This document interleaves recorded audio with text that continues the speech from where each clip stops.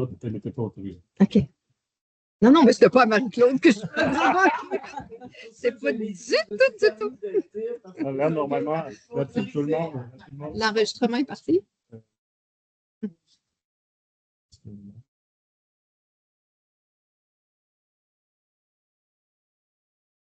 Ah, quasiment, là, on voit le.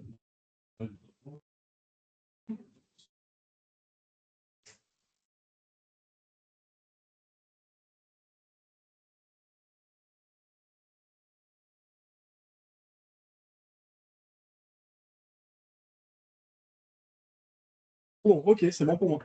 L'enregistrement est parti. Oui. OK, parfait. Alors, bonsoir tout le monde. Bienvenue à cette séance ordinaire du 7 avril 2026. On va commencer par l'adoption de l'ordre du jour avec, dans le fond, avec trois petits ajouts. 11.10, 11.11, 11.12 à 11.10, nouvel organigramme de la municipalité de Fredericksburg. 11.11, embauche responsable de l'accueil et de la logistique interne. Et 11.12, oui, alors adjointe à la direction, responsable de l'accueil et de la logistique interne et engagement pompier, Benjamin Cajolet. Alors, qui propose? Marie-Josée et Marie-Claude. On arrive au point 2, rapport financier, raison pour laquelle vous êtes tous là, j'imagine. On va céder la parole à Christina Laflamme de Raymond Chabot, Grant et Thornton, qui va nous faire sa présentation des rapports financiers pour l'exercice 2025. Oui. C'est bien ça. Oui. On dira qu'est-ce que je fais. Tu veux prendre le partage? Je vais te l'envoyer. Sarah va pouvoir diffuser.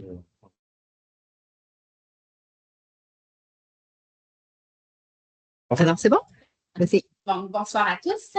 Donc, avant de vous présenter le sommaire de l'information financière, le rapport de l'auditeur est toujours accompagné d'un rapport. Okay? Donc, au rapport de l'audit, il y a une réserve au rapport qui est la même depuis 3 ans. Donc, suite à une nouvelle norme, une nouvelle obligation qui est apparue il y a 3 ans. Donc, c'est lié à une norme, obligation liée à la mise en service d'immobilisation corporelle. Donc, cette nouvelle exigence-là pour les municipalités est de faire un inventaire des biens que possède la municipalité qui pourrait avoir une obligation de décontamination, de remettre en service. Par exemple, juste un résumé rapide, soit de l'amiante dans un bâtiment, des contaminants de pétrole dans des terrains que la municipalité possède. Donc, la réserve, ce qu'elle vient dire, c'est que la municipalité n'a pas fait le travail d'évaluer et de comptabiliser des passifs s'il y a lieu en lien avec cette nouvelle norme-là. C'est une réserve qui est là au rapport, comme je dis, depuis cette nouvelle exigence. Et simplement pour vous dire que c'est la majorité des municipalités pour l'instant qui ont cette réserve au rapport, compte tenu qu'ils n'ont pas fait encore le travail là, pour cette obligation-là. Donc, ça, c'est pour le rapport financier. Sinon, pour tout le reste, là, le rapport financier représente une image fidèle. Donc l'audit s'est bien déroulé et tout est, comme je dis, est conforme à l'exception de cette nouvelle norme-là qui fait encore l'objet de la réserve. Sinon, pour le sommaire de l'information financière, donc les données au 31 décembre 2025, donc si on part à l'autre page. Donc, pour ce qui est des résultats, donc la deuxième colonne qui est les réalisations, donc les données réelles en comparaison avec la première colonne qui est le budget 2025. Donc, les revenus de fonctionnement, 3 874 000. Les revenus d'investissement, 554 000, ce qui fait des revenus totaux de 4 428 808. Pour les charges, donc 3 548 542, ce qui donne un excédent lié aux activités de 880 000 avant la conciliation à des fins fiscales. Donc, pour l'excédent de fonctionnement de l'exercice dans la conciliation des fins fiscales, on vient retirer les revenus d'investissement de 554 000, ce qui donne l'excédent avant la conciliation des fins fiscales de 325 000. Pour les éléments de conciliation à des fins fiscales, donc l'amortissement pour 518 795 $, des remboursements de dettes à long terme de 248 040 $. Ensuite, dans les activités d'investissement, donc les activités d'investissement qui ont été financées à même le budget, 492 271 $, et le financement par l'excédent déficit accumulé pour 6 000 $. Ce qui donne un excédent de fonctionnement d'exercice à des fins fiscales. Donc, l'excédent de 2025 est de 109 944 Par la suite, à l'autre page, donc le sommaire de la situation financière. Et donc, c'est le portrait au 31 décembre 2025 des actifs et des passifs de la municipalité. Donc, parmi les actifs financiers, la trésorerie et équivalent trésorerie, un 2 618 199. Débiteurs, 1 258 131. Dans les débiteurs, on retrouve entre autres des taxes municipales à recevoir, des subventions à recevoir, TPS, TVQ et mutations à recevoir, etc. Ce qui fait des actifs financiers totaux de 3 876 000. Pour les passifs, donc à la ligne 9, le 407 281 c'est les créditeurs et charges à payer.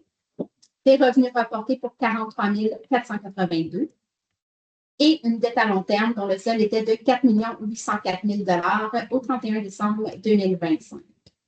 Ce qui fait des passifs totaux de 5 254 967. Parmi les actifs non financiers, 13 946 428 d'immobilisation corporelle, c'est une valeur nette comptable, donc une valeur comptable amortie et non une juste valeur marchande, donc pour 13 946 000. Et autres, 103 000, c'est frais payés d'avance ou de l'inventaire.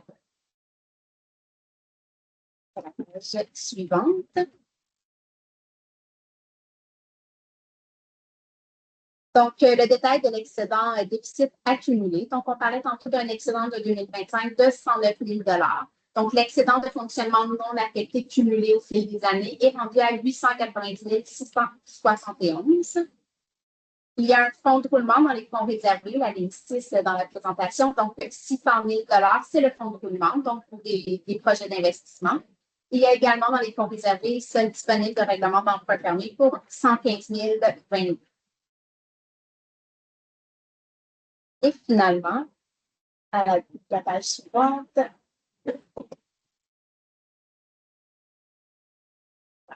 donc le sommaire de l'analyse de la dette à long terme, simplement pour vous présenter, tantôt je vous faisais référence à une dette à long terme de 4 812 000. Je vais vous présenter comment se répartit en fait cette dette de 4 812 000. Il y a un 115 000 en fait qui est les seuls disponibles de règlement d'emprunt que je vous ai présenté précédemment. Un 2 400 000 de ce 4 800 000 là qui est à la charge de l'ensemble des contribuables. Un 505 000 qui est à la charge d'une partie des contribuables, donc à la charge d'un secteur en fait. Et 651 000 qui est les subventions du gouvernement. Donc, le 4 812 000. Il y a un 651 000 que c'est subventionné par le gouvernement. Donc, il reste à recevoir de cette subvention un 651 000. Et autres, la ligne 9, le 1 126 000, c'est également des subventions du gouvernement. Par contre, cette subvention, elle a été encaissée. Il reste à l'appliquer dans les remboursements futurs. Donc, autrement dit, du 4 800 000, il y a un 1 700 000, donc les deux dernières lignes de la ligne 7 et la ligne 9, qui est à la charge du gouvernement. Donc, ce n'est pas à la charge des contribuables, c'est le gouvernement qui subventionne cette part de la dette à long terme de la municipalité. C'était le tour de ma présentation du sommaire de formation. Merci, Christina. Est-ce qu'il y a des questions? Oui. Je vais juste reprendre. OK, je vais juste reprendre la question parce que les gens en ligne n'entendent pas. Donc, la question est par rapport aux municipalités de la même taille, on se compare comment? C'est ça la question? Alors, voilà. Au point de vue de la dette à long terme ou au point de vue de la dette à long terme? OK. En fait, c'est difficile de comparer les municipalités au point de vue de la dette à long terme parce que c'est un élément qui est un peu varie en fonction, comment dire, de la mise à jour de l'infrastructure. J'explique mon raisonnement. En fait, c'est que si une municipalité, elle est à jour dans ses infrastructures, qu'elle est, bon, comme dans votre cas, les opérations, les casernes, qu'on met à jour nos infrastructures, qu'on maintient à jour, on va être plus endetté versus une municipalité qui reporte ses projets en fait dans le futur. Pour l'instant, un taux d'endettement inférieur, donc peut-être pas de dette, par contre, elle va y venir dans le futur si les infrastructures ne sont pas à jour. Donc, ça dépend vraiment de on ne peut pas comparer une municipalité à pas de dette versus une municipalité à des dettes sans faire le lien avec la mise à jour des infrastructures. Donc, c'est pour ça que cette donnée-là n'est pas disponible, parce que si on compare l'endettement, comme je vous dis, pour certaines municipalités, vous pouvez être plus endetté, mais plus arriver dans vos infrastructures, versus d'autres municipalités, vous allez être moins endetté. Mais donc, je ne réponds pas tout à fait à la question parce qu'en fait, la donnée n'est pas disponible parce que ça va vraiment en fonction de la mise à jour des infrastructures et des projets et qu'est-ce qu'elle a sur son territoire en fait comme infrastructure. Est-ce qu'on a une caserne? Est-ce qu'on a une ville? Est-ce qu'il y a des...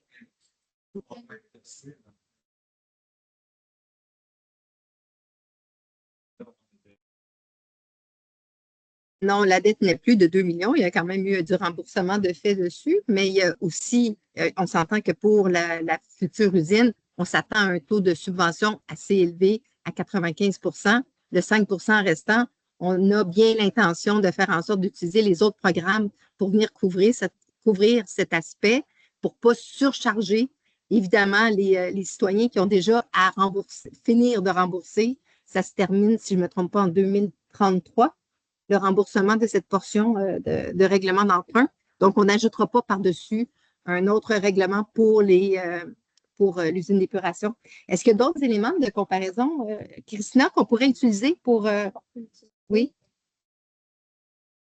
En fait, une donnée que je peux vous comparer, en fait, c'est chaque année, en fait, le ministère publie le profil financier disponible en ligne. C'est des ratios que le ministère calcule pour toutes les municipalités du Québec. Je pense que je vais juste m'y envoyer.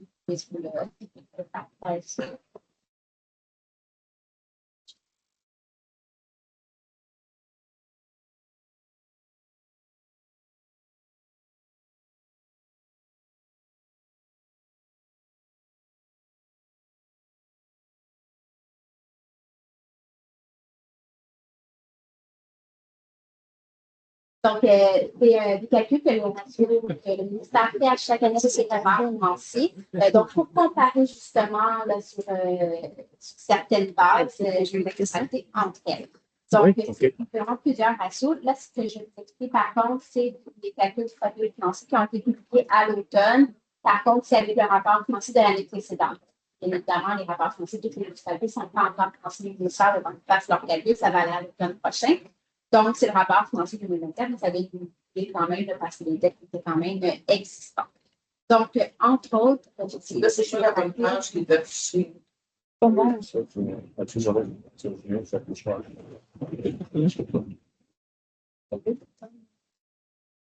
Peux-tu montrer le tableau? Ah oui, le dernier. C'est ça qu'il y a. Non, pas le même. Non, c'est pas ça. C'est le dernier. Non, c'est pas ça. T'as envoyé un autre. Non,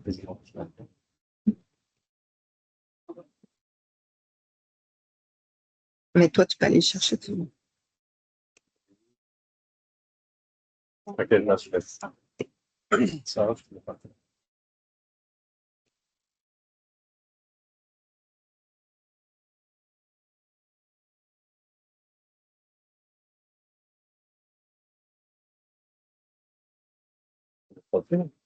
Oui, le profil financier. Ok, c'est bon.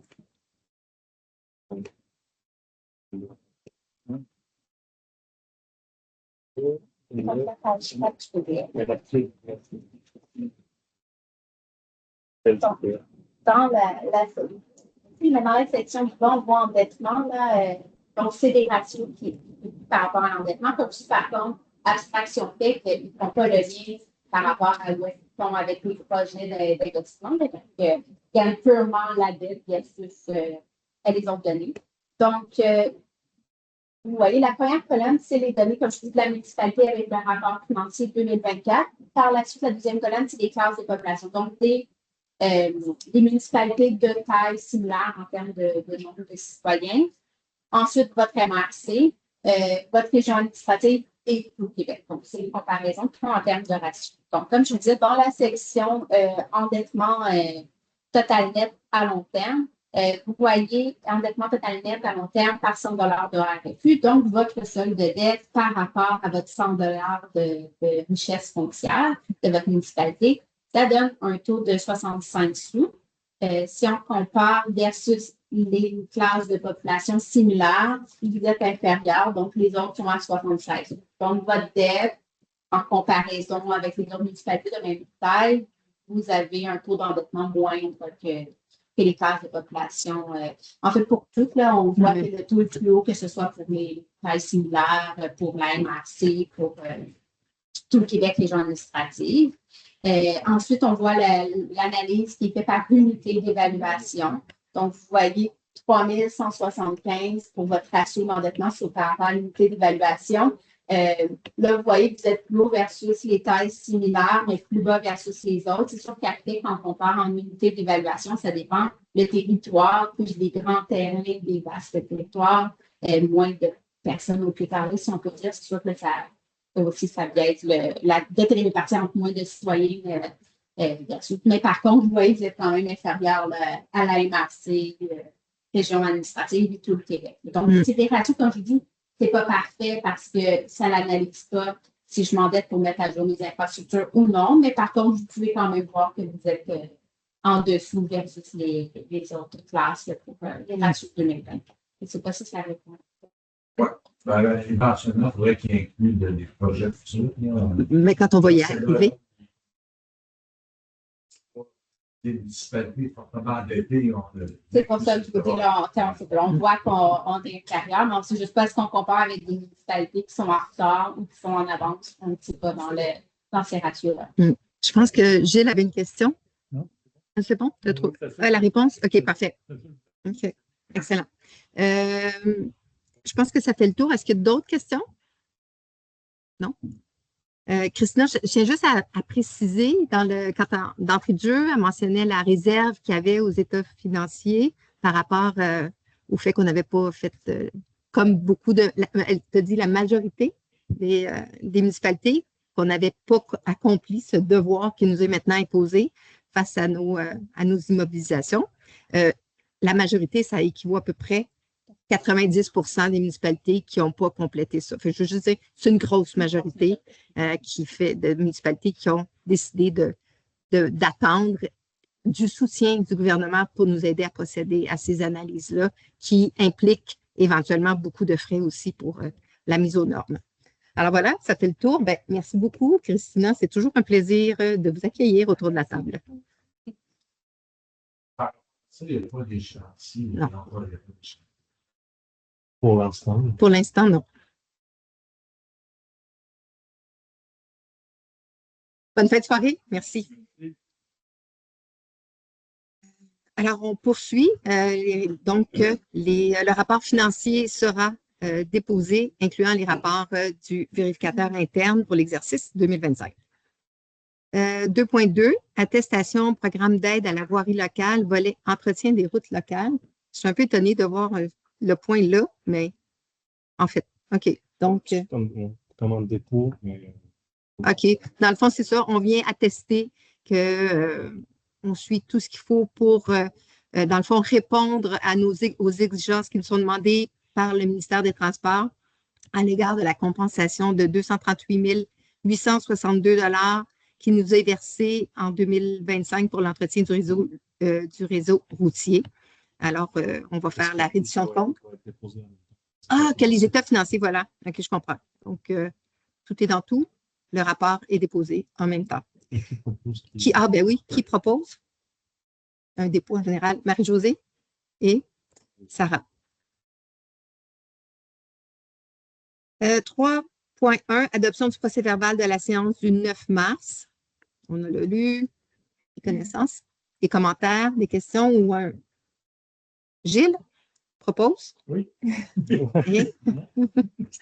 Sarah. Adoption de la liste des comptes à payer. Encore une fois, on en a fait le tour ensemble. Les questions ont été posées quand il y avait lieu d'être posées. Qui propose? Marie-Josée et Hélène. Merci. Point 5, suivi et info de la mairesse. Alors, j'avais un point retour sur l'usine d'épuration. J'espérais pouvoir vous en dire plus, justement, par rapport à la conclusion de la subvention, l'entente finale signée. On est toujours en attente. Toute la documentation a été versée au ministère. Le dossier est à l'étude et puis on attend le retour pour éventuellement pouvoir procéder puis octroyer d'office le contrat au plus bas soumissionnaire. Alors, probablement au prochain, où il y aura une séance spéciale, ou ce sera à la prochaine séance du mois de mai. Un petit mot pour la campagne de vaccination. Vous vous rappelez, l'an passé, on avait organisé une campagne à très peu de coûts pour vacciner les chiens et les chats contre la rage. On va reprendre l'expérience cette année. On a déjà, comme on travaille à mettre en place les acteurs pour nous aider à le faire, encore une fois, à bas coût. Je veux simplement dire aux propriétaires d'animaux qui souhaitent attendre, peut-être pour profiter de l'occasion pour faire vacciner leurs animaux, plutôt que de passer chez le vétérinaire et avoir une facture un petit peu plus salée. On s'était fait un peu dire l'an passé, vous auriez dû le dire d'avance, mais ça s'était décidé, dans le fond, devant l'urgence de la situation, on avait réagi, mais maintenant on sait qu'on va le faire, ça se fera probablement au mois de juin. Donc, c'est dit. Et un point que j'ajoute aussi, ça fait plusieurs je dirais presque années, c'est presque désolant, mais il faut le dire comme ça, qu'on fait des pressions pour que l'éclairage à la ferme expérimentale soit corrigé. J'ai ici en salle un citoyen qui nous en fait demande régulièrement. On a fait vraiment beaucoup de pression. Je fais des suivis auprès des attachés politiques, auprès du député fédéral. Mais malheureusement, il semble y avoir peu de recours contre, pas tellement de recours, mais je dirais comme de force envers la direction de la ferme expérimentale pour les forcer à respecter notre réglementation.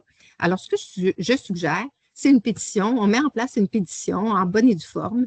On va travailler dans le fond, à la développer, à l'écrire, puis à la rendre disponible, que ce soit par les médias sociaux ou directement ici à l'Hôtel de Ville, pour aller chercher le plus de signatures possible. Puis je me dis qu'avec ça a fonctionné quand on a fait notre pétition pour les transports, ben, peut-être que ça nous fera un poids de plus pour montrer qu'on est sérieux puis qu'on voudrait qu'il y ait que les choses avancent de ce côté-là. Alors voilà qui sera avancé dans les prochains temps. Correspondance, on a reçu une lettre qui vient confirmer la contribution financière d'Hydro-Québec dans le cadre de la subvention 4 500 bornes de recharge du circuit électrique. On n'a pas 4 500, mais ça fait partie du programme. On a maintenant 2, 4, 6, 8 bornes disponibles pour l'usage des citoyens et l'usage également des touristes de passage. Une demande citoyenne qui nous a été adressée aussi pour qu'on analyse la possibilité de retirer l'arrêt au coin de la rue principale et du chemin Verger-Modèle vers la côte du Verger-Modèle, quand on monte, bien évidemment, ou quand on tourne. Ce qui est invoqué ici, c'est qu'en hiver, particulièrement, c'est très difficile d'arrêter puis de reprendre sans élan et de monter la côte du Verger-Modèle. Alors, on a étudié la situation, on a analysé la demande, puis on convient qu'on va conserver le stop qui est là, l'arrêt qui est là en place.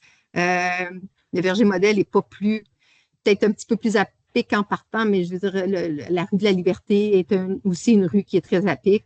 C'est possible. En y allant, peut-être que ça va arriver à quelques reprises, quelques rares reprises au cours de l'hiver où la sableuse sera passée assez tôt pour permettre, mais on pense que les avantages de garder l'arrêt là sont plus élevés que les désavantages. Point 7, les demandes en urbanisme. Alors, je vais passer la parole à Marie-Claude Aubin, notre représentante au sein du conseil au CCU.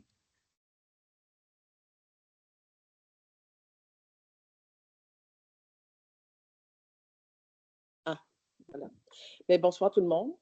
Alors, la première demande concerne la rue de la Liberté, c'est pour la construction d'une maison unifamiliale. Ça fait partie du PIA, ça respecte toutes les règles associées au PIA. C'est une intégration harmonieuse selon le relief du terrain, le gabarit de la structure, la hauteur aussi, ça respecte. Le toit est à double versant en tôle d'acier foncé. Les fenêtres ça correspond au règlement, le revêtement extérieur en bois blanc. Alors, le CCU recommande au Conseil d'accepter la demande en suggérant un revêtement de bois placé à l'horizontale. On les adopte tous ensemble à la fin, hein, je pense. Oui, oui. OK, c'est vrai, c'est un 7. Ah, ouais. OK. OK, donc, Sarah et deuxième demande sur la rue de la Liberté, c'est la construction d'un garage. C'est en PIA, naturellement, comme je l'ai dit tout à l'heure. Ça respecte toutes les normes. Il n'y a même pas de demande de dérogation mineure. Il y a un mur qui va être un peu en angle, mais à l'arrière du terrain, on ne le verra même pas.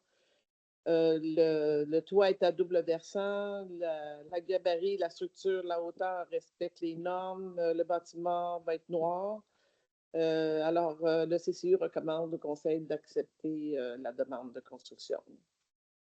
Marie-Josée. Troisième demande, 7 chemin de Donham. C'est une rénovation extérieure d'un garage qui est en arrière de la maison. C'est assujetti au PIA parce que ça fait partie du village. C'est un bâtiment accessoire à l'arrière qui est attenant à la maison. Le revêtement extérieur serait en bois horizontal blanc avec une petite section en bardeau de cèdre. La rénovation inclut des fenêtres antiques qui ont été récupérées dans le village.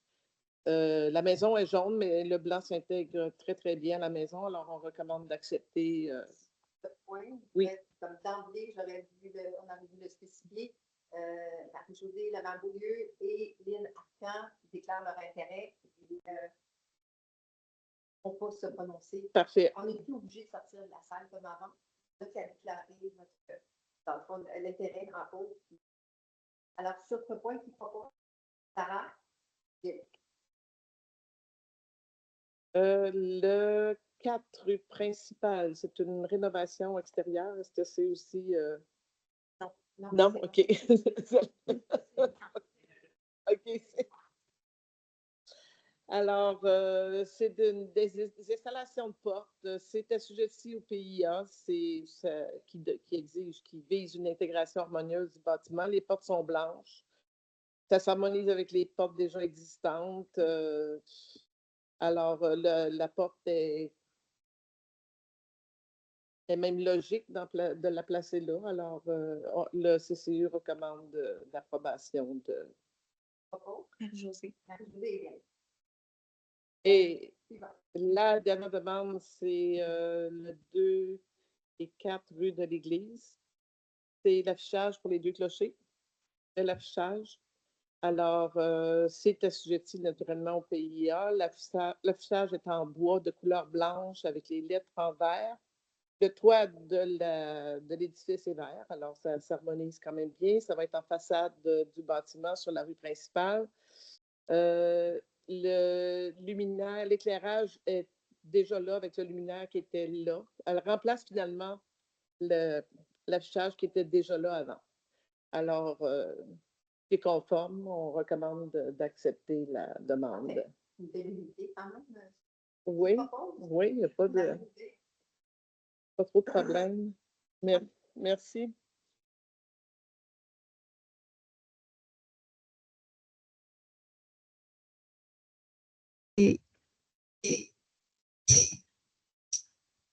Merci Marie-Claude. Émission de paiement pour l'entente intermunicipale en matière de loisirs pour la ville de Cowansville. Alors, c'est l'entente que nous avons pour l'accès pour nos citoyens à la bibliothèque de Cowansville au montant de 5 750 $. Qui propose? Marie-Josée? Marie-Claude. Émission d'un paiement 8.2, premier versement collecte des matières résiduelles pour la ville de Donham. Alors, le tout se fera en 2 versements pour l'année 2025 au montant de 23 531,13 $. C'est pour la collecte du compost et des ordures. Qui propose? Gilles et Marie-Josée. 8.3, émission de paiement cotisation au stage annuel pour l'Ordre des urbanismes du Québec. Alors, notre conseiller en urbanisme a suivi Le stage, le montant pour ce stage est de 464,64 $. Alors donc, il faut le régler et en même temps, on va répartir les coûts entre nos municipalités partenaires, Saint-Armand et le village d'Abercorn, qui partagent avec nous les frais de notre conseiller en urbanisme. Qui propose? Lynn et Marie-Claude. 8.4, émission d'un chèque, dernier versement pour le déneigement de la saison 2025-2026 pour Dominique Carey Incorporé au montant de 81 090 $ et 66 sous. Qui propose? Marie-Josée? Marie-Claude. Émission d'un paiement audit des états financiers 2025, donc à Raymond Chabot, Grant Thornton. C'est la suite, dans le fond, la finalité de ce que Christina Laflamme nous présentait. La dernière facture à régler pour les états financiers, ça a été une facture qui a été, dans le fond, en plusieurs phases. Faire les états financiers ne coûte pas 3 289,72 $, mais là, c'est la facture finale qui clôt le dossier. Qui propose? Sarah et Marie-Josée.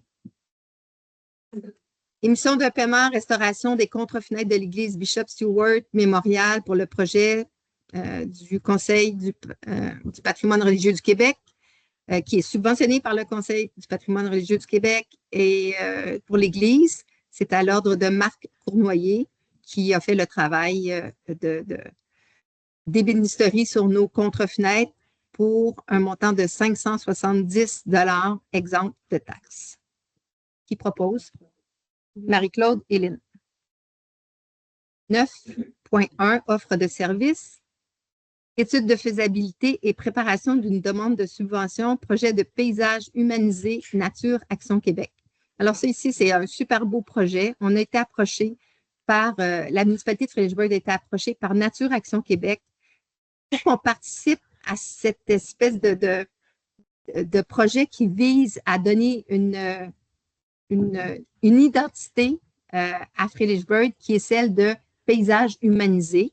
C'est une nouvelle, dans le fond, un nouvel ajout dans la liste des choses admissibles des territoires protégés que le ministère vise à atteindre pour 2030. 30% du territoire devrait être protégé. Et l'appellation paysage humanisé vient faire partie de ce qui est admissible dans ce 30%-là. C'est vraiment comme la morphologie, les travaux qui ont déjà été faits ici, la façon dont les choses se sont développées, font qu'on peut prétendre à ce titre-là, mais pour y arriver, il y a comme toute une étude qui doit se faire avant. Le projet, la recherche, puis toute la préparation de ce dossier, ce qui a été comme évalué, c'est à 52 068 $. On trouve le projet très intéressant, mais on ne veut pas payer 52 000. Alors, on a fait un petit peu de travail. On était à la MRC. On a été chercher du soutien. Il y a un fonds pour la biodiversité à la MRC qui pourrait nous permettre, s'ils nous acceptent, de participer. Alors, ce qui fait qu'au final, notre contribution à nous serait de 3 200 $. Alors, pour cette étude, on a convenu qu'on était d'accord pour y participer à hauteur donc maximale de 3 200 $. Puis, peu importe, ça n'engage à rien la municipalité, là, c'est pas de dire, une fois qu'on a mis le doigt là-dedans, qu'on est pris dans un engrenage, puis on va être obligé, il y a plein quand même de recherches, d'observations et de consultations surtout qui seront faites auprès de la population pour évaluer les pour, les contre et les avantages, mais peu importe ce qui arrivera comme résultat, on va avoir accès quand même à des données hyper intéressantes pour une somme toute, quand même acceptable. Alors, pour 3 200 $ en espérant que la MRC, de son côté, arrive que le Conseil des maires accepte le projet dans le cadre de son programme sur la biodiversité. Qui propose? Lynn et Marie-Josée. Ben, en fait, Marie-Josée avait levé. Okay. Une ou l'autre. Ça peut être à l'unanimité aussi, hein? Oui. On peut faire ça. Alors, voilà pour ça. 9.2, offre de service, balise piétonnière, signal. Alors, ça, c'est une excellente nouvelle. J'aurais d'ailleurs dû en parler dans le mot de la mairesse, je pense. Bon, On se rappelle les enjeux de vitesse aux abords du village, aux entrées de village. C'est difficile avec le ministère des Transports de leur faire voir les choses de notre point de vue à nous, qui est celle de la sécurité des piétons. Ils vont plus dans la fluidité de la circulation que dans la sécurité piétonnière, mais ils sont arrivés avec une belle proposition à la dernière rencontre.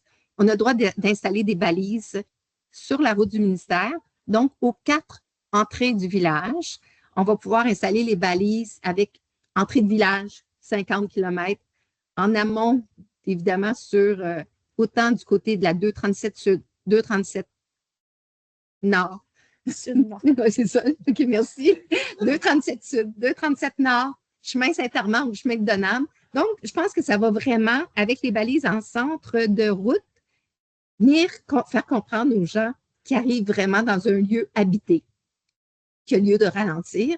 Donc, c'est tout nouveau là, que le ministère autorise ça. On va faire des trous dans l'asphalte pour mettre, dans le fond, pour fixer les balises. Donc, il faut quand même les acheter. On en achète 12 parce qu'on va mettre plus qu'une seule. Il y en aura comme 2 ou 3 selon les endroits qu'on aura déterminés pour la somme de 4 560 $ avant taxe. Qui propose? Ça va. Gilles et Sarah. Hein? C'est franchement, vraiment pendant les mois d'été. Malheureusement, l'hiver, on va devoir les retirer. Attends, octobre. Ouais, oui, octobre, même, je dirais comme début novembre, fin octobre. Fin octobre. Non? On va essayer. On va essayer. Oui, c'est ça. Mais non, ils ont certainement des dates où ils nous disent, mais on va essayer de faire valoir notre climat, notre petite zone de climat particulière. Fabrication et installation de rosaces à l'église Bishop Stewart, projet CPRQ et TEC. Alors donc, on a notre la rosace étant le gros élément circulaire au-dessus de la porte d'entrée principale de l'église. Le vitrail a été retiré il y a quelques mois déjà parce qu'il était à risque, les contre-fenêtres étant pourries. Il y a comme de l'observation qui a été faite, on a constaté que le mauvais état de la fenestration mettait en péril le vitrail. Donc, on a tout de suite retiré le vitrail. Puis là, bien, il y a ces fenêtres qui restent, maintenant c'est fermé, qu'il va falloir éventuellement réparer. On a une proposition qui nous est arrivée de la part d'un apprenti compagnon qui est en mesure de faire, dans le cadre de son stage de formation, procéder donc à la réfection, ou même à la, je ne sais pas la réfection, là, parce qu'il a construit. Hein? Donc, fabrication vraiment de la contre-fenêtre intérieure. Son temps est gratuit. On a à payer les matériaux et les installations qui viennent avec, l'échafaudage, etc. Lui, il travaille déjà pour une entreprise qui nous a fait une offre de service pour la contre-fenêtre extérieure qui, elle, ne sera pas gratuite, mais qui arrive à un prix. On a fait quelques soumissions. On a eu les recommandations de l'architecte à un prix plus intéressant, donc, que si, évidemment, on n'avait pas la main-d'œuvre gratuite pour l'intérieur. Et c'est ça, effectivement. L'idée aussi d'utiliser un compagnon là-dedans vient et je dirais, bonifié par le fait que le bois qui va être utilisé à l'intérieur vient de notre coopérative Bois d'exception ici. Les ententes ont déjà été faites. Alors, c'est vraiment comme une belle occasion de restaurer ces contre-fenêtres à un coût qui va rester acceptable parce que ça coûte cher réparer des fenêtres et des vitraux. Puis la bonne nouvelle, c'est qu'on a un programme de subvention de la TEC qui est destiné exclusivement à nos immobilisations, je dirais, liées à la culture ou au loisir. La rosace fait partie de ça. Donc, vous vous rappelez que notre subvention de base du Conseil du patrimoine religieux couvre 50 % des frais. Donc, il reste 50 % à couvrir. Normalement, notre campagne de financement va couvrir ça, mais elle n'est pas entamée encore. Puis pour ne pas retarder l'exécution des travaux, on va utiliser la subvention de la TEC pour l'appliquer sur la portion qui, normalement, devrait être payés par la municipalité. Donc, il y a vraiment zéro, rien à payer par les citoyens dans cette fabrication-là. Puis, on va pouvoir profiter assez rapidement parce que les travaux vont commencer incessamment du retour de notre vitrail dans l'église. Alors, sur ce projet, qui propose? Marie-Claude et Sarah. Je n'avais pas dit le montant. Alors, c'était pour 103 469. Je reprends un petit peu. La moitié de ça est subventionnée par le CPRQ. Puis l'autre portion, donc 51 000 et quelques, va être assumée par le programme de la TEC. Ça ne change pas votre proposition, votre système. On peut dire c'est dans le titre. On vous arrive longtemps dans le titre. Ouais, sont- L'ordre du jour. Ah bon, parfait. Ah oui, c'est vrai. Bravo. Vous les mettez. Bravo, monsieur le directeur général. 9.4, offre de services, réfection du seuil de la rosace à l'église. Il va y avoir un petit peu de travail de maçonnerie à faire sous les rosaces. On a un maçon qui est venu faire un estimé des coûts à 3 990. On a reçu l'avis de l'architecte à l'effet que les travaux étaient parfaitement conformes. Je pense que ce maçon fait lui-même partie des compagnons. Il me semble que tu m'avais dit. Il collabore avec, c'est ça, avec les compagnons. Alors, qui propose? Marie-Claude? Oui. Et? Gilles. Supervision et assistance à l'installation de la rosace. C'est un contrat qu'on donne à Canopy Design. Excusez, parce que je corrige des fautes d'orthographe en même temps. Donc, il va venir nous aider, dans le fond, s'assurer. C'est lui, dans le fond, qui amène le compagnon et qui va le superviser pour le temps des travaux pour une offre de service qui se chiffre à 900 $ avant taxe. Qui propose? Lynn? Oui, effectivement, oui. C'est vrai, c'est bon de le mentionner. C'est quelqu'un d'ici. Donc, Canopy Design, c'est Ludovic Dranou, un citoyen de Fredericksburg, qui a franchement réduit ses coûts de participation pour pouvoir, à la moitié pour pouvoir suivre le campagnon.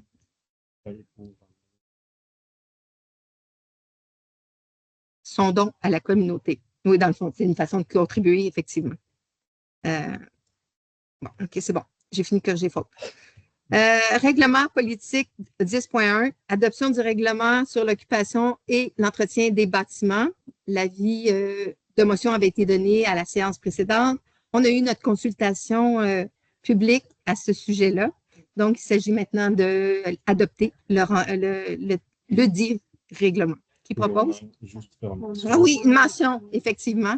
C'est le directeur général et greffier trésorier qui le dit.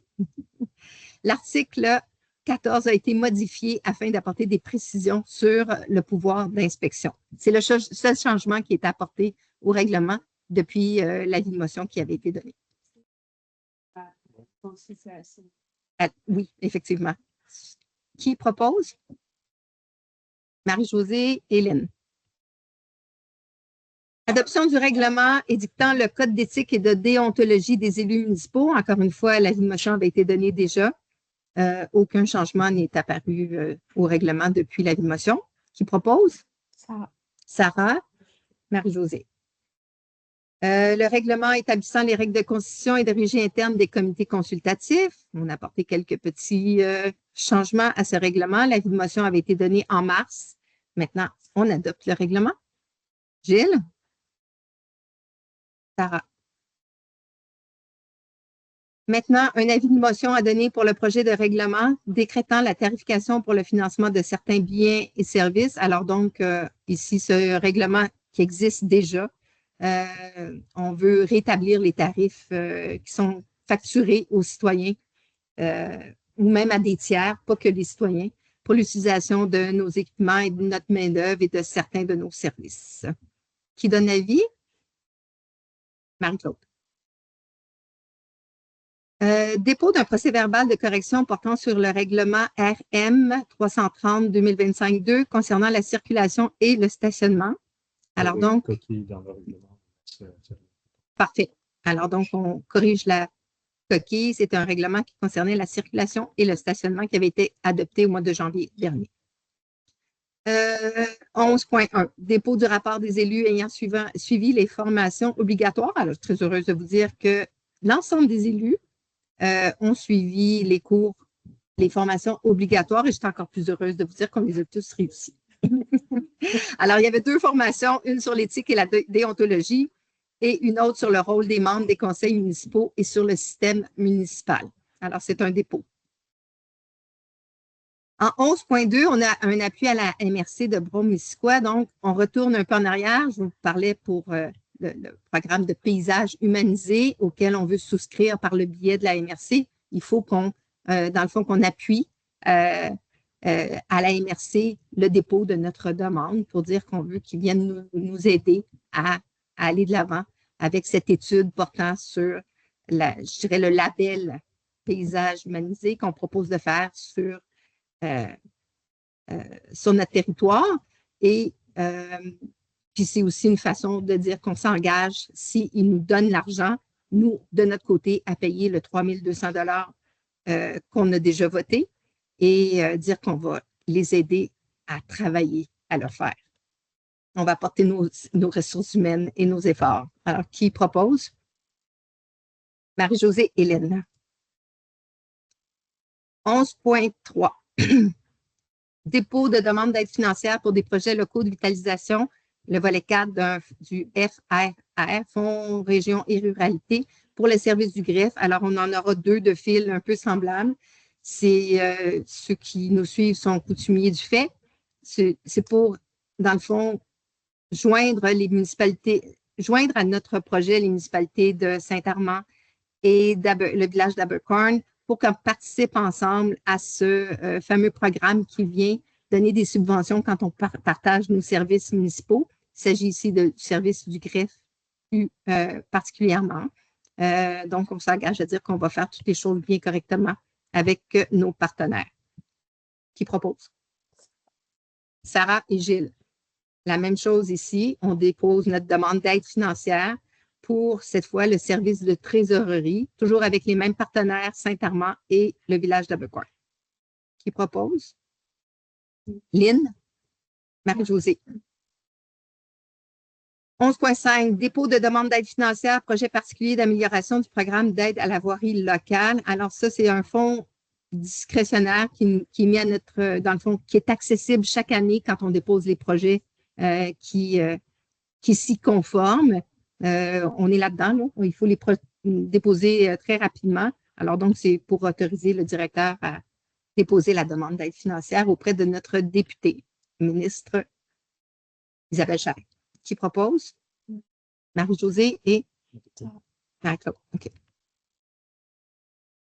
Engagement envers la stratégie québécoise d'économie d'eau potable, communément appelée SQUI.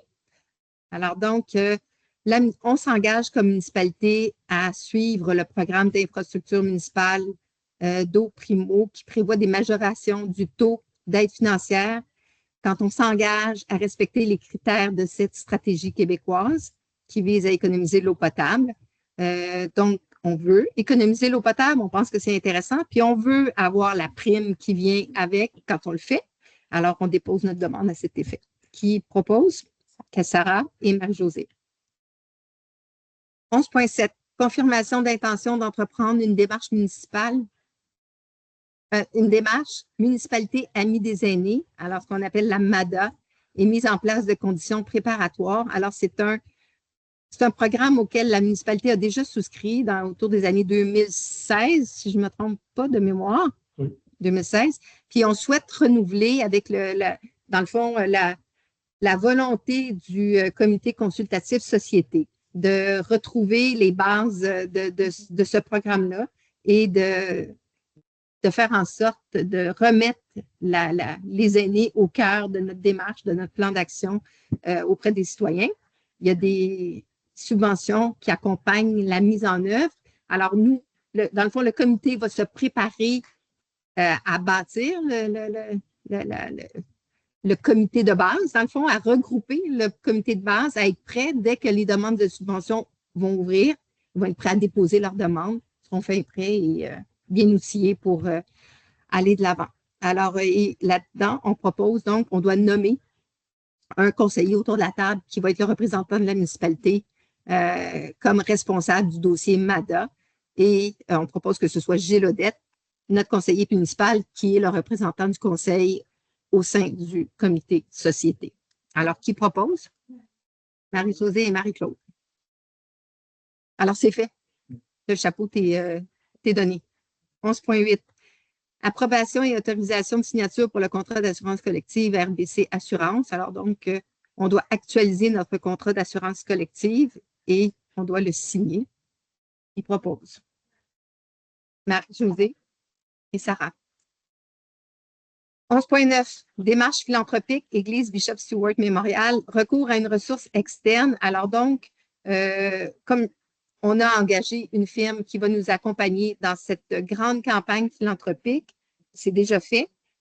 Il est vite apparu important d'avoir quelqu'un de dédié pour faire le pont entre cette entreprise et les élus et l'équipe municipale. On voulait avoir quelqu'un de neutre.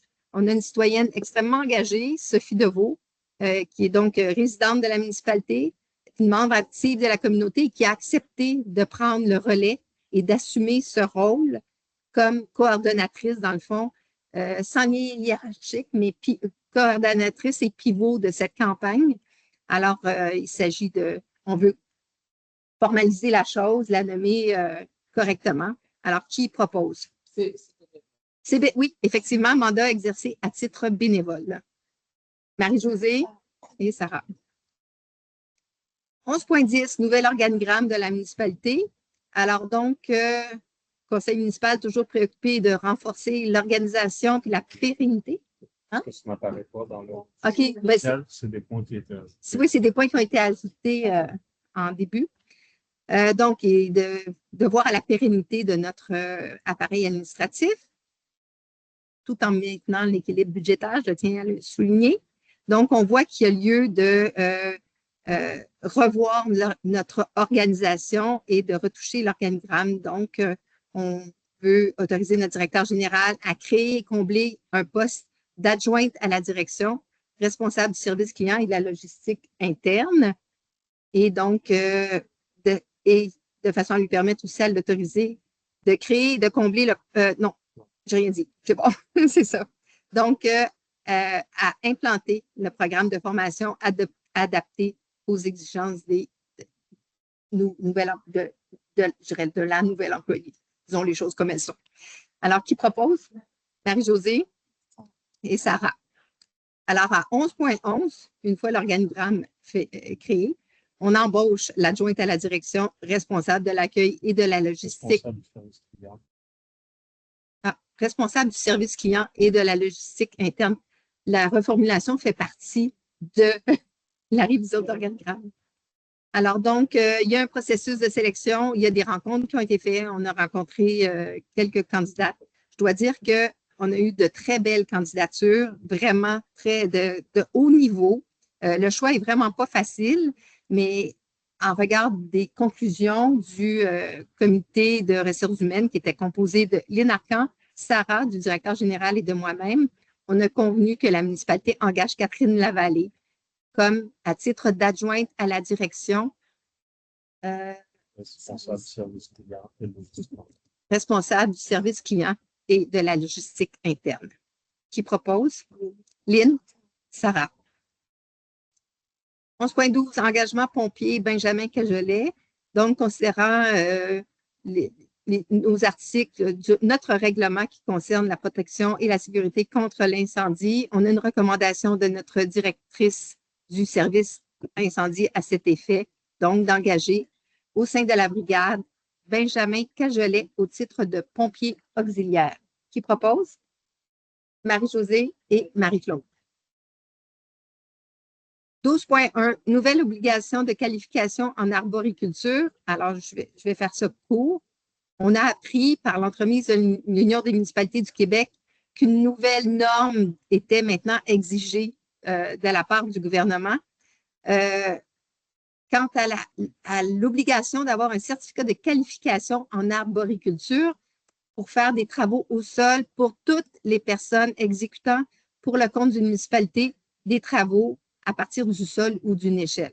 Alors, c'est donc dire que nos employés ne peuvent plus, même sur une aire, même sur faire de simples travaux, s'ils n'ont pas l'attestation requise, qui se traduit par des milliers d'heures qu'il faut justifier. Si on a déjà comme l'expertise, justifiée par des milliers d'heures de travaux effectués, puis c'est assez compliqué. Donc, on demande à la ministre de l'Emploi de revoir cette décision et on va transmettre à notre député aussi parce que c'est vraiment, le gouvernement dit qu'ils veulent tout faire pour nous aider, soulager notre tâche mais là, dans ce cas-ci, on n'est vraiment pas là. On n'est pas là du tout, puis ça, c'est effectif dès le 8 juin prochain. Alors, c'est rapide. Alors, qui propose? Gilles et Marie-Josée. Un permis d'alcool pour le Festibois, Vitalité. J'en profite pour vous dire que le Festibois, cette année, c'est les 13 et 14 juin sur le site de l'Église. Puis, ils ont besoin d'avoir un permis pour l'alcool. Et comme c'est notre site, on a l'obligation d'émettre une résolution pour qu'ils puissent obtenir leur permis de vente d'alcool. Qui propose? Sarah et Marie-Josée. Campagne de vaccination contre la rage, j'en ai parlé tantôt. Dans le fond, c'est juste pour nous permettre au directeur général et à moi-même d'entamer les recherches et les démarches auprès des vétérinaires qui travaillent gratuitement et bénévolement pour cette journée. Alors, qui propose? Marie-Josée, Sarah. 12.4, demande d'amendement au projet de loi numéro 22 pour abroger l'article sur la loi sur l'aménagement et l'urbanisme. Alors donc, il y a différents éléments là-dedans. Une chose étant qu'avec les plans de protection des milieux humides et hydriques qui ont besoin d'être approuvés maintenant par le ministère de l'Environnement et de la lutte contre les changements climatiques, il y a des envois de lettres qui doivent être faits aux propriétaires. Dans le fond, le contenu du nouvel article exige qu'il y ait un envoi qui soit fait la municipalité ou la municipalité régionale de comté ou même la communauté métropolitaine dans certains cas. Puis, il y a encore le même envoi qui doit être repris auprès de tous les propriétaires pour une autre formulation qui est sur la délimitation du territoire. Et c'est juste comme maximiser encore plus les démarches administratives. Donc, c'est un coût important pour les municipalités. C'est une communication mêlante pour les citoyens qui vont recevoir, dans le fond, 2 fois de l'information de 2 sources différentes. Alors, on voudrait juste que le gouvernement revoie, dans le fond, sa démarche dans le cadre de cette multiplication des avis sur un même objet qui vise la protection des milieux humides. C'est bon, l'objet est bon, c'est juste la méthode qui est un peu beaucoup déplaisante. Alors donc, on lui demande de revoir tout sa façon de procéder à cet égard. C'est à peu près ça. Qui propose? Lynn et Marie-Claude. On va envoyer la copie à tout le monde. Tous les ministres concernés vont recevoir une copie de ça. Demande de modification du guide TEC concernant le rechargement granulaire. Alors, la TEC, qui est le programme qui nous subventionne en très grande partie pour tout ce qui touche nos infrastructures, aqueducs, usines d'épuration et routes. Pour ce qui est des routes, il y avait comme quand on fait du rechargement, il n'y avait pas de mention sur la façon de le faire. C'était laissé libre, dans le fond, aux ingénieurs qui assistent la municipalité ou les contremaîtres de nos employés qui ont l'expertise pour travailler sur nos chemins.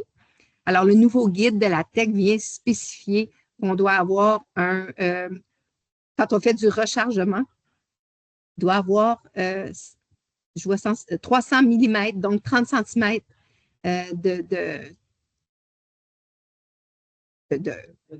oui, c'est ça, de hauteur. Bien, c'est pas hauteur, mais c'est épaisseur, merci. On ne peut pas en faire à moins que ça. Puis, on est obligé de suivre le guide de la TEC quand on veut retirer la subvention. Alors, c'est comme, premièrement, c'est agir de façon un peu arbitraire, parce que ce n'est pas tous les chemins qui ont besoin de 30 cm. Parfois, c'est moins, ça dépend de ça dépend de la structure de la route, de comment elle est faite, puis ça dépend de l'endroit où on est. Donc, on demande juste de retirer ça du guide LaTeX pour pas qu'on ait de façon systématique à mettre le 30 cm quand c'est pas nécessaire. Qui propose? Sarah et Marie-Claude. Autorisation de participation au rendez-vous des montagnes vertes. Alors, c'est c'est un événement qui est tenu de façon régulière par Corridor Appalachiens. Cette fois-ci, ça a lieu le 13 mai au Centre Lac-Brome et on délègue 2 conseillers pour y assister. Il s'agit de Marie-Josée et de Marie-Josée Lemaire-Beaulieu et Bob Lucier qui seront présents au rendez-vous des montagnes vertes. Qui propose? Gilles? Marie-Claude. Nouvelle des comités consultatifs, et c'est ici que je vous passe la parole. On va y aller avec le comité société. Gilles? Oui, merci. On a eu une réunion le 31 mars dernier et c'était pour 3 personnes une première réunion au comité société, des gens qui ont été nommés tout récemment. Et on s'est attelé à regarder un peu, faire l'état de la situation des dossiers en cours. Il y a plusieurs dossiers en cours, donc on les a aussi priorisés. Et 2 dossiers qui sont sortis comme nettement prioritaires, c'est le dossier de l'espoir bienveillante. Donc, on va continuer à travailler pour renforcer les actions d'entraide sur le territoire. Puis, la démarche de Madame, dont Michel a parlé tantôt, une municipalité à l'une des invités. Donc, de réactualiser ce programme-là. On a continué des réflexions sur d'autres enjeux liés à l'inclusion, au service de proximité, à la qualité de vie, puis des initiatives communautaires et intergénérationnelles. Et je peux vous dire que c'était une belle réunion, des gens très désireux de participer à améliorer la vie pour les gens dans la communauté. Donc, on a une prochaine rencontre qu'on essaie de mettre sur pied au début mai. La suite à ça. Parfait, merci. On suit avec environnement, Marie-Josée.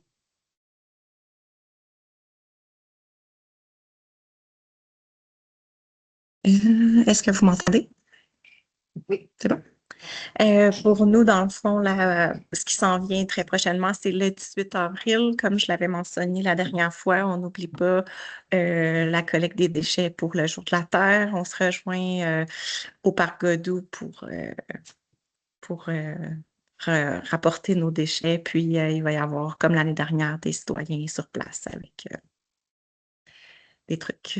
Fait que, merci. Parfait.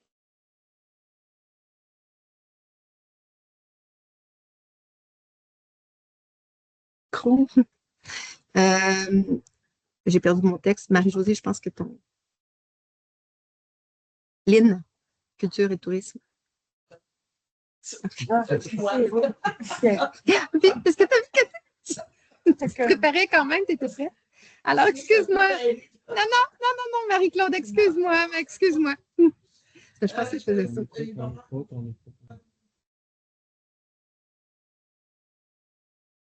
Alors, nous avons une conférence au Bit et Betteraves le 23 avril. C'est moi.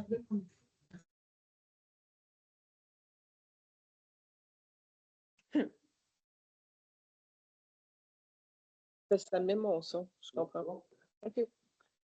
Le 23 avril, sur la naissance de la chanson québécoise, avec un petit sous-titre « Les folles nuits de Montréal ». Alors, ça va avoir lieu au Bit et Betteraves. Les billets sont en vente sur le site du Bit et Betteraves. C'est donné par Guy Paquin, qui est un personnage en soi. Alors, je vous invite à vous procurer des billets puis à passer une agréable soirée tout en vous informant et en écoutant des extraits musicaux de notre vieux patrimoine musical de chansons québécoises. Voilà. Il y a aussi la présentation de Daniel Dansereau. Oui, Daniel Dansereau va donner une conférence ici sur la bataille du Mont-Pinac, là, si je peux m'exprimer ainsi. Je ne sais pas si vous étiez dans le coin quand c'est arrivé. Moi, j'étais là. C'était assez vif comme discussion qu'on avait au village. Le village était vraiment séparé en deux. Et puis, ça a fini avec Daniel Langlois qui a acquis la montagne. Là, mais Il reste qu'il y en a qui voulaient développer le Mont-Pinac pour en faire un centre de ski, un centre équestre, un centre, des clubs de golf, des condos sur la montagne. Il y en a d'autres qui voulaient qu'elle reste comme ça. Alors, si vous voulez connaître cette histoire, Danielle est extrêmement intéressante. Elle connaît son dossier sur le bout de ses doigts et je vous assure que vous allez passer un très beau moment. Oui. La salle du conseil?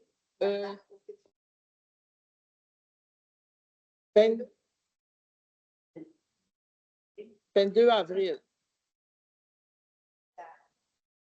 Avant, oui, c'est dans l'après-midi.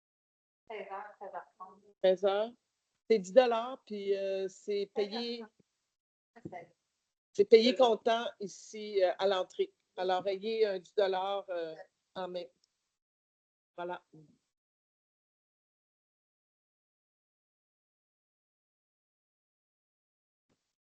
Alors, j'ai pas grand-chose à dire parce qu'on n'a pas eu de rencontre depuis la dernière séance du conseil. Notre prochaine rencontre, je crois que c'est le 24 avril ou autour du 24.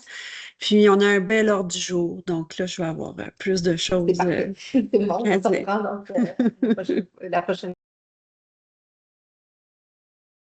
Tour, je pense qu'il n'y a pas d'autres, il n'y a pas d'autres points à l'ordre du jour. Oui, oui, c'est vrai. Excusez, c'est moi qui ai supposé parler. Je vais retrouver ce que je devais dire. OK. Donc, en mai, je n'ai pas la date, mais Bob a travaillé fort. Hein? Non, je parle pour les arbres. Oui. Le but de l'île. Il y a des arbres qui se font distribuer gratuitement, encore une fois, cette année. Est-ce que ce sera à l'hôtel de ville ou plus du côté de l'école, ça sera à voir et à définir, mais ça va se faire cette année. Puis l'autre chose aussi, c'est ne pas oublier qu'il y a la soirée de présentation au BT Betrave le jeudi 7 mai à 19h sur le projet dans le fond, sur la réflexion qui est portée en ce moment sur les friches sur notre territoire. Est-ce qu'on devrait intervenir? Et si oui, on le fait de quelle façon? Pour empêcher, dans le fond, les friches de devenir forêts et d'envahir, de transformer nos paysages et de transformer aussi notre potentiel agricole sur le territoire. Alors donc, c'est une invitation à une discussion et ça se fait en compagnie des membres du comité consultatif agriculture et foresterie et c'est le jeudi 7 mai à 19h. C'est bon? Est-ce que je pense que ça fait le tour, le point varia, il n'y avait pas rien qui avait été ajouté. Est-ce qu'il y a des questions? Oui.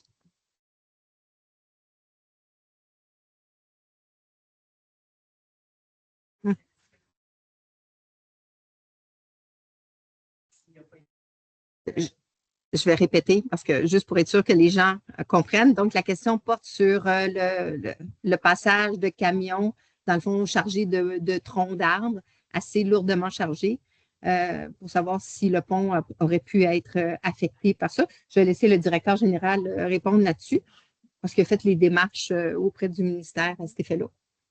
Ben, en effet, on a fait une nombre de démarches, notamment pour ajouter le point. Ils étaient très étonnés parce que selon eux, ça Parle plus fort parce qu'ils ne t'entendent pas. C'est un commentaire que j'ai souvent. Ils étaient très, très étonnés parce que c'est pas du tout qu'ils soient confrontés à ce genre de questionnement, sachant qu'il s'agit de la nouvelle infrastructure et qu'il y a quand même pas de limite, si vous voulez. Ça, c'était proche de citation, ce que je veux dire. Lucie et moi, on a assisté, je pense, à 2 rencontres avec eux qu'on a fait les rencontres sur ce sujet-là. Toutefois, on a quand même envoyé une résolution qu'on a adoptée avec le conseil municipal, le fait d'installer le panneau qui indique le poids. On est en attente de retour, que ce soit de commentaires ou d'actions de notre part.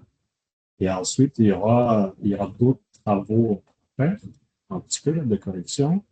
Donc, on en profitera, sans faute, de demander une vérification de la structure. Mais pour vous dire à quel point ils étaient, en fait, ils ne considéraient même pas les camions de bois comme des camions.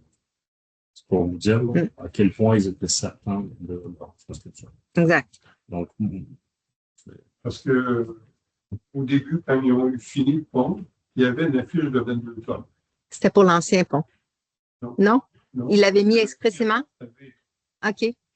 Et moi, Luc, ce que je peux dire, c'est qu'on a fait une démarche à deux niveaux. Dans le cabinet, donc, on parle des confédérations, mais on a discuté avec le chargé du projet qui était là. Donc, il était plus que rassuré. Enfin, rassuré et rassurant par rapport au questionnement, mais on attend qu'il y ait un petit retour concernant le parler. C'est ça, effectivement. Est-ce qu'il y a d'autres? Oui? Oui.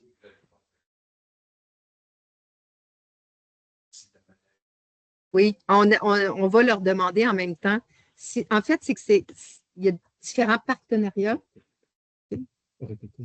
Oui, en fait, oui. La question porte sur la future campagne de vaccination contre la rage.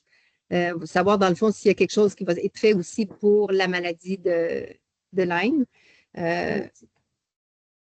Hein? Un vaccin annuel de la maladie de Lyme? Non, il n'y en a pas. En fait, l'idée étant que les vétérinaires font un examen des chats et des chiens, puis suite à cet examen-là, ils sont en mesure de donner le vaccin. Quand on va dans un bureau de vétérinaire, c'est ça qui coûte cher, c'est l'examen. Alors là, l'examen est donné gratuitement. On voudrait profiter, dans le fond, de cet examen qui est fait pour dire en même temps, est-ce qu'on ne pourrait pas prescrire les médicaments pour la maladie de Lyme? Donc, il y a différents partenaires qui sont impliqués dans cette activité. Il y a, oui, les vétérinaires, mais ce n'est pas eux qui fournissent les vaccins et les médicaments.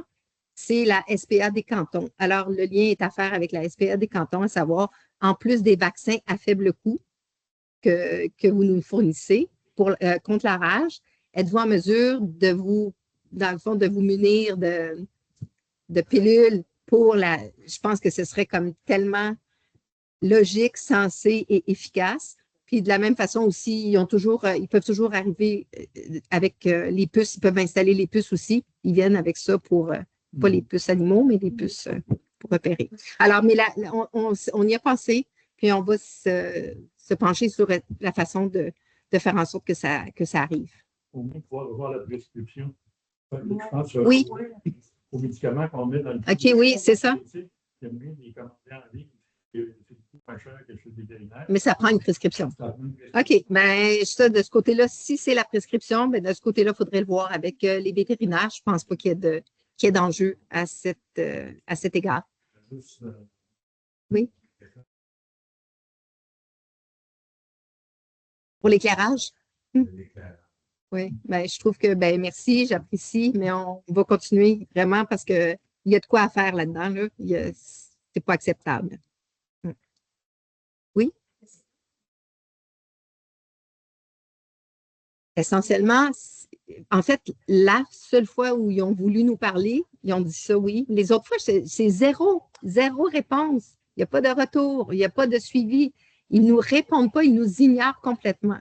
Et la première fois qu'ils nous avaient parlé, il avait évoqué des raisons de sécurité, comme quoi il y avait eu du vandalisme, puis qu'ils ne pouvaient pas se permettre d'avoir du vandalisme. C'est clôturé, barré. En tout cas, il y a quand même des lumières détecteurs de mouvement qui pourraient être installées. C'est ça. Mais non, c'est vraiment comme un lettre morte de leur côté. Oui. Oui.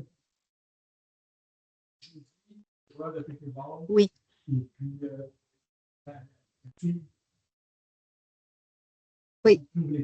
Oui. Oui. Oui. Oui. Est-ce que cette semaine, en fait, alors là, je reprends. La question porte sur l'ouverture des portes du gymnase pour ceux qui vont pratiquer des loisirs en semaine, en soirée. Là. Alors donc, il y a eu quelques petits, effectivement, enjeux. Dernièrement, aujourd'hui même, il y a une citoyenne qui est venue, j'étais présente, donc j'en ai vraiment j'ai eu connaissance de la chose. Le problème est que nous, on ne contrôle pas du tout les puces, ou l'accès plutôt. On nous remet des puces et l'accès est contrôlé par l'école. Il s'avère que quand il y a des congés, il y a comme une pré-programmation annuelle qui est faite sur les journées de congé qui vient complètement défaire l'utilisation des puces, à ce que je comprends. Il faudrait qu'ils déprogramment les journées, ça a l'air bien compliqué. Alors, notre responsable de l'accueil a déjà pris contact à plusieurs reprises avec la secrétaire à l'école c'est eux qui sont en mesure de corriger la situation. On ne peut pas rien faire. Nous, c'est malheureux, mais on ne peut pas rien faire. On leur a demandé si vous n'êtes pas en mesure de corriger, pouvez-vous au moins nous avertir d'avance qu'on affiche un message pour dire situation exceptionnelle, c'est fermé ce soir. Mais on n'est pas propriétaire de l'école et on n'est pas gestionnaire de l'entrée. On y a accès par l'entremise du service de l'école. Fait que j'ai demandé demain à faire un suivi parce qu'il y avait une activité éventuellement, il y aurait ce soir. Je ne sais pas si ça a fonctionné. Le mardi, normalement, il y a quelqu'un. Mais là, c'est fermé. OK, donc il n'y a pas personne. Ben là, ce serait à voir, il n'y a pas personne parce qu'ils n'ont pas été capables d'ouvrir la porte ou il n'y a pas personne parce qu'il n'y a pas personne.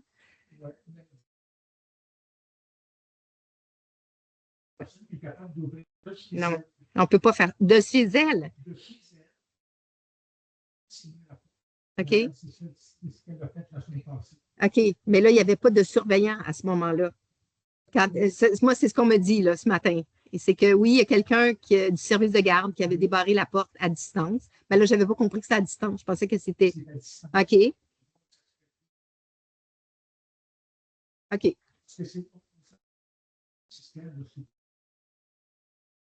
OK. Ça, c'est une information que je n'avais pas. La possibilité de débarrer à distance, qui est vraiment comme. Mais l'autre élément, c'est que il n'y a pas personne qui peut entrer dans l'école, faire une activité, même si c'est des adultes responsables, sans qu'il y ait une surveillance de la municipalité. C'est nous qui sommes responsables de l'état des lieux et des lieux eux-mêmes. Fait que ce que la personne est débarrée à distance, elle a outrepassé, dans le fond. Il y avait peut-être un surveillant. Non, je sais, il n'y avait pas de surveillant. Non, cette fois-là. Oui. Oui. Ben, je suis bien d'accord avec vous. Mais ce que je vous dis, moi, c'est il y a une fois où c'était notre employé qui n'était pas présent. Donc, ça c'est comme. Puis les autres fois, ce qu'on me dit, c'est la puce ne fonctionnait pas. Là, je comprends qu'il y a une autre méthode que la puce, très facile. On va régler ça dès demain pour cet accès-là. Puis on va faire le suivi. Hein? Tout nouveau? OK. Mais c'est parce que ce qui me désole, c'est que notre responsable de l'accueil est en contact depuis 1 semaine et demie avec la secrétaire de l'école pour tenter de régler le problème, pour ne jamais entendu parler de ça. Donc, c'est un peu désolant. Oui. OK.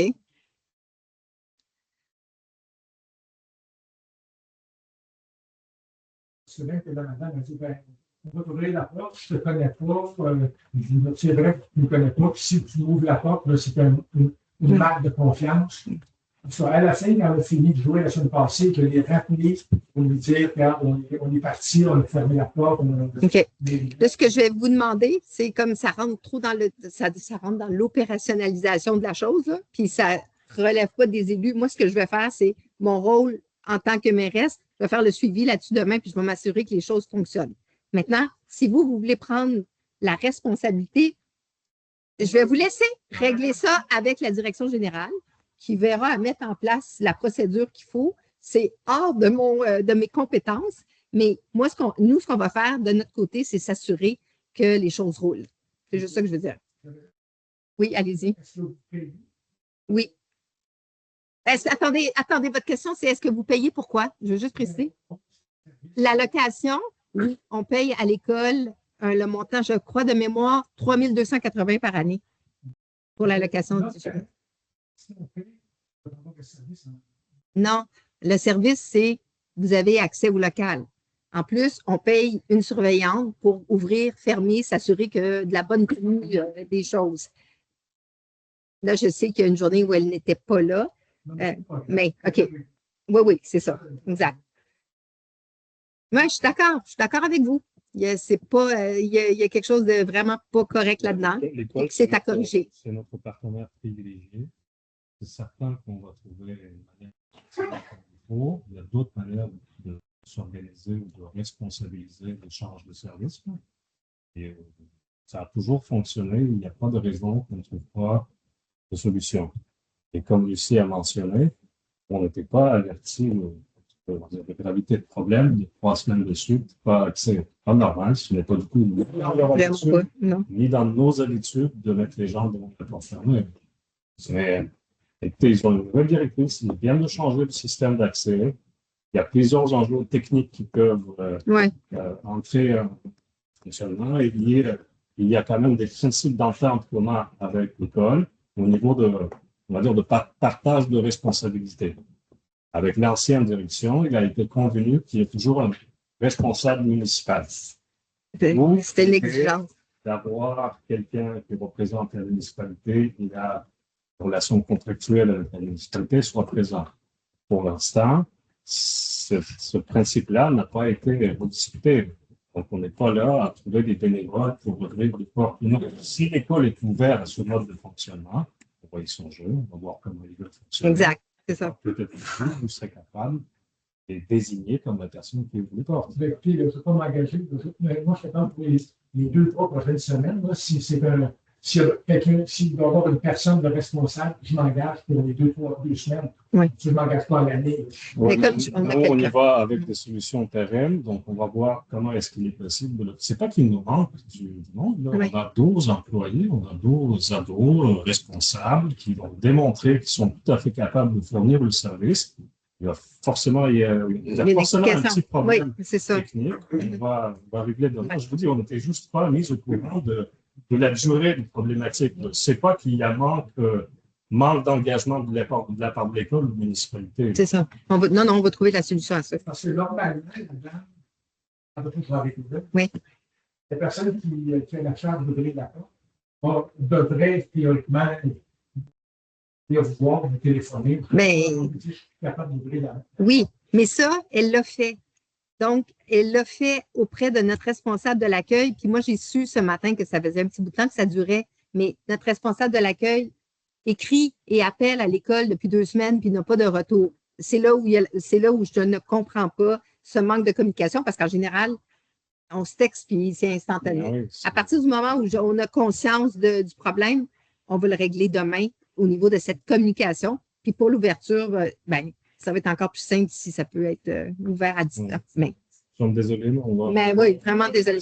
Mais quand il y a des choses qui arrivent comme ça, n'hésitez pas. Vous n'avez pas besoin d'attendre la séance municipale, ça nous fait plaisir de vous voir. Mais vous pouvez nous appeler ou passer. Puis même, non, nous appeler, je dirais que c'est encore plus, ou nous écrire, c'est encore plus efficace. Puis vous allez être sûr d'avoir un suivi. Parfait, c'est bon. Je vous remercie. Est-ce qu'il y a d'autres questions? Non? OK, bien, on va lever la séance. Qui propose? Marie-Josée et Gilles. Merci beaucoup. Merci tout le monde. Bonsoir. Merci.